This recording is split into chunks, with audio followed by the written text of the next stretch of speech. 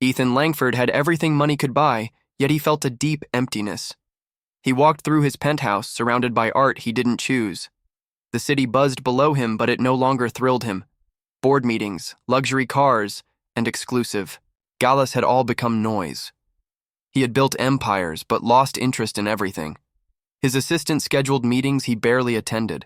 Even vacations on private islands left him restless. He longed for something real, raw, and unpredictable. One gray morning, Ethan left his office without a word. He wandered through a quiet district, far from the towers of wealth. Street musicians played melodies that pulled at his heart. He passed murals and graffiti that felt more alive than his life. Then he saw her, kneeling on the sidewalk, painting with fierce focus. Her clothes were stained with color, her hands dancing with emotion. The world faded behind her, and all he saw was the intensity in her eyes. Ethan stood frozen, captivated by someone who didn't even know he existed.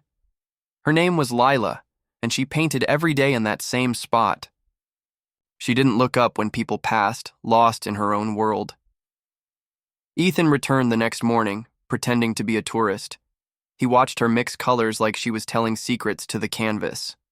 Every stroke told a story he couldn't decode. He found peace in simply observing her passion. For once, he wasn't the center of attention, and it felt freeing. He left before she noticed him, heart strangely light. Ethan became a regular in the neighborhood. He bought coffee from a local vendor and sat across the street. People began to recognize him, but no one knew who he was. Lila's paintings changed, with the mood of the sky. One day, her canvas burned with red and gold like fire and joy. The next, it swirled in dark blues and aching purples. Ethan felt those colors echo in his soul. He longed to speak to her, but feared ruining the magic. On the 10th morning, rain threatened her canvas. Ethan rushed across the street, offering his umbrella. Lila looked up for the first time and met his eyes. He expected irritation, but she smiled and said, "Thanks, stranger." Her voice was soft but confident, like her brushstrokes. "I'm Ethan," he said, holding the umbrella steady. "Lila," she replied, pulling her canvas under a shop's awning. And just like that, the wall between them began to crumble. They shared coffee under the awning as rain tapped above them. Lila talked about art like it was a living thing. Ethan listened, fascinated by her passion and simplicity. He told her he worked in finance, leaving out the billionaire part. "I paint because I have to," she said. "It keeps me breathing." She had no website, no gallery, just the street and her dreams. Ethan admired her courage to live so openly. It was everything he didn't have, and everything he wanted. After that day, they began to talk often. She'd wave when she saw him, and he'd bring her tea. They discussed colors, music, books, never money or status. Ethan felt alive in her presence, like time slowed. She invited him to help once, handing him a brush. He laughed, made a mess, and she laughed with him. No one had laughed with him like that in years. He realized her laughter had become his favorite sound. One afternoon, a gallery owner approached Lila. He praised her work, offering to exhibit it downtown. Lila hesitated, unsure if she wanted that kind of attention. "I don't paint for critics," she whispered to Ethan. He encouraged her, telling her the world needed to see her gift. She agreed reluctantly, trusting his sincerity. Ethan made a few discreet calls, ensuring the gallery followed through. He stayed silent about it, not wanting to steal her spotlight. The gallery night arrived, full of champagne and strangers. Lila stood in a simple black dress, nervous but radiant. Ethan stayed at her side, letting her shine. People marveled at her raw emotion on canvas. A critic called her a voice of the streets, fearless and fresh. Lila beamed, then turned to Ethan and squeezed his hand. He felt something bloom in his chest, fragile and real. For once, he wasn't bored. He was in awe. That night, they walked together under city lights.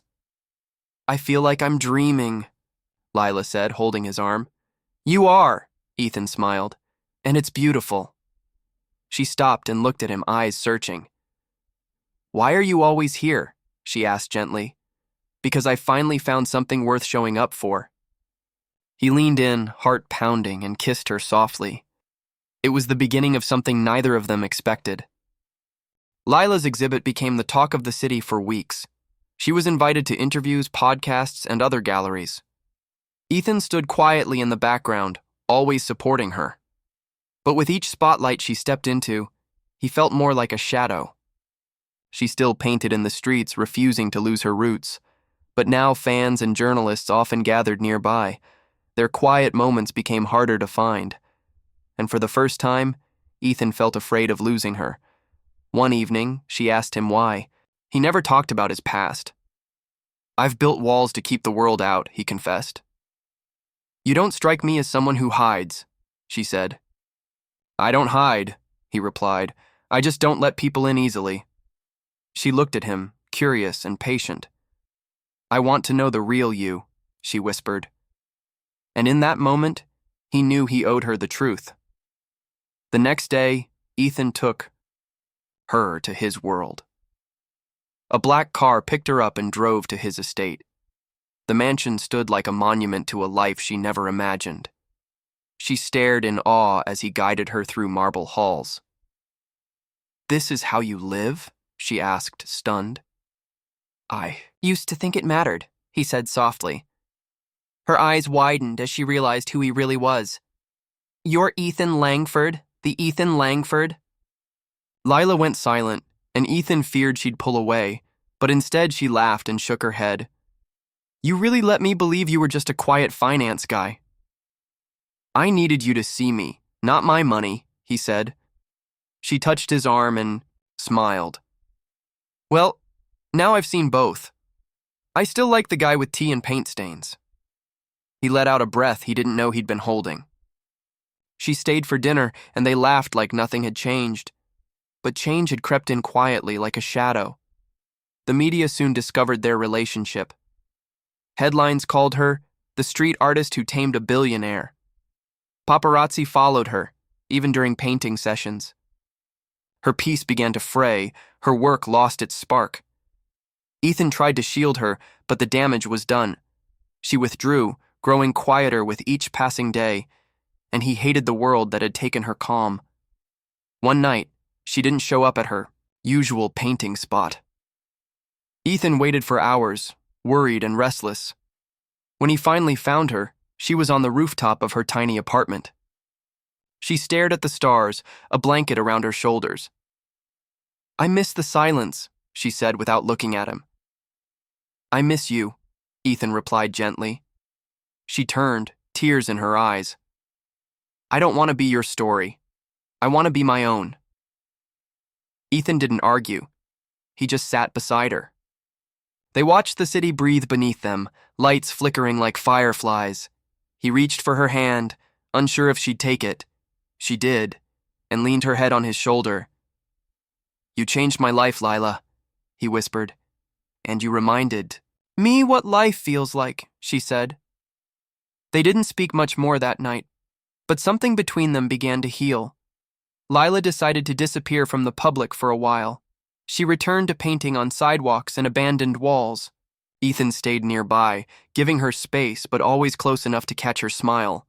Together, they rebuilt their rhythm, one day at a time. She taught him how to sketch, and he taught her chess. They laughed, fought over colors, and walked barefoot, in the rain. It was messy, beautiful, and real. And for the first time, Ethan stopped checking his calendar. One afternoon, Lila took him to a rundown warehouse. "This is where I want to open a studio," she said. He looked around at the dusty space with sunlight slicing through cracks. It was raw, imperfect, just like her. "Then let's build it," he said, no hesitation. But she stopped him. "I'll do it my way, but I'd love your support, not your money." He nodded, knowing that was her love language, independence. The studio slowly took shape with paint, sweat, and stubborn dreams. Ethan helped carry furniture and sweep floors. They filled the space with canvases, music, and midnight coffee. People came not for prestige, but for truth. Lila's name was now known, but her soul remained untamed. Ethan never once asked her to change. He loved her exactly as she was, free, wild, and grounded in truth. And in loving her, he finally felt alive. Ethan's world kept pulling him back with silent demands. Investors grew nervous as he skipped more meetings. Board members whispered about his distractions, but Ethan had found meaning outside polished glass towers. Still, he knew he couldn't abandon everything he'd built. Lila sensed the weight he carried behind every smile. "You don't have to choose between your world and mine," she told him. "But I do," he whispered, "because one of them finally feels like home." The tension between their lives reached a breaking point. A major merger required Ethan to travel abroad for months. He asked Lila to come, but she gently declined. "This is your path, Ethan," she said. "Mine is here, with my paint and my people." He didn't want to leave her, not even for a day. But he knew she wouldn't follow where her heart didn't lead. So he kissed her goodbye, promising it wouldn't be forever. And as he boarded the jet, his heart stayed behind on that painted street. Time apart was harder than either of them expected. Ethan buried himself in work, but it felt hollow again. Lila's messages were short, her tone distant. He feared the gap was growing too wide to cross. One night, he walked out of a gala and called her. She didn't answer. Instead, she sent a photo of her painting, unfinished, waiting for him. He stared at it, tears forming, knowing exactly what it meant. Ethan stepped down from the board the next morning. Shock rippled through the financial world. He sold his penthouse and moved to a modest apartment near Lila's studio. The press went wild, but he didn't care. He arrived at her studio with paint on his hands. She looked up from her canvas, eyes wide with disbelief. "I'm home," he said, breathless. And this time, she kissed him first. They painted together through days and nights. Ethan was clumsy, but Lila never corrected him. His laughter filled the studio like light through cracked windows. She taught him how to express instead of impress. He taught her how to rest without guilt. They weren't perfect, but they were honest, open, and deeply in love. The city became their canvas, one wall at a time. Together they turned forgotten places into colors and poetry. They hosted free workshops for kids who had never held a brush. Ethan funded them quietly, under a new foundation in her name. Lila told stories while they painted, her passion contagious. He watched her bloom in ways even she hadn't imagined. The community rallied around them, calling them the color couple. They shrugged off fame, focusing instead on purpose. One evening she painted his face into a mural, smiling, eyes full of wonder. And when he saw it, he cried without shame. They traveled together, painting murals in small towns. From deserts to alleys, from orphanages to hospitals, they left their mark. Ethan documented everything, learning the language of brushes and boldness. Lila held his hand in every city, reminding him of who he'd become. He was no longer bored. He was inspired. He found art in every sunrise, every train ride, every child's grin. Their love grew without labels, without needing grand declarations. It was simple, sacred, and fiercely alive. One rainy afternoon, Ethan proposed, not with a ring, but with a mural. On a quiet wall in their favorite alley, he'd painted her. Her hands were open, her smile free, her hair blowing in color. Beside it, in imperfect letters, he wrote, "Will you build a life with me?" She stood in the rain, silent for a long time. Then she turned to him, tears mixing with raindrops. "I already have," she said, and kissed him like it was the first time. They didn't have a grand wedding, just friends, music, and paint on their fingers. She wore a yellow dress. He wore a canvas apron. They exchanged vows in a garden they once painted together. They promised not perfection, but presence, not riches, but truth, not forever, but every single day. And with that, they stepped into a new chapter, together. Years later, their story became legend in the city. Children painted under murals that bore their initials. The wealthy whispered his name, still confused by his choice. But Ethan never looked back. He found his everything in a woman who knelt on sidewalks, and she found hers in the man who saw her, not as decoration, but as soul. Their love didn't shine like gold, it bloomed like color. And in a world chasing perfection, they had chosen something far better: real.